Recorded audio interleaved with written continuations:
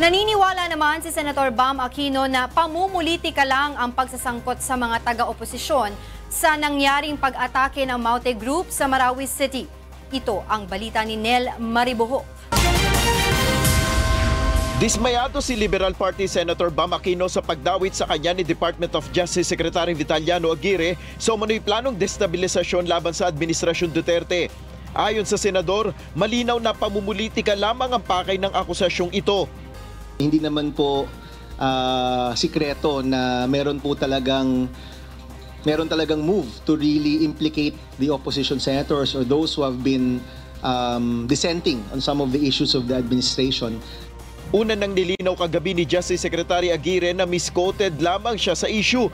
Iginiit rin niyang wala siyang sinabing nakipagpulong ang ilang mambabatas sa pamilya Alonto at Lucman 2 linggo bago ang pag-atake sa Marawi. Humingi na rin ng paumanhin ng kalihim sa senador.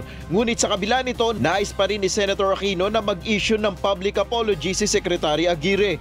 So, he backtracked at sabi ho niya that again, he was confused by the number of reports po na pumasok and he apologized, and I said, please clarify this tomorrow publicly. Kasi sa publiko mo rin to inihayag, kailangan sa publiko mo rin tong i-correct. At pumayag naman po siya. Ayon naman kay Senator Panfilo Lacson, dapat mag-ingat ang kalihim sa kanyang mga nagiging pahayag.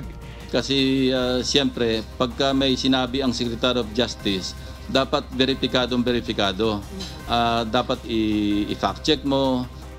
Samantala, tiniyak na Malacanang na nananatili ang tiwala ng Pangulo kay Aguirre sa kabila ng issue.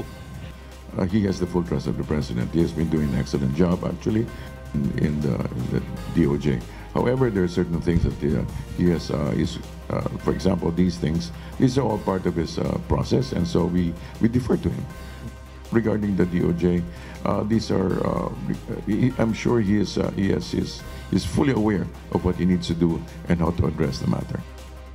Nel Mariboho, UNTV News and Rescue, Pasay City.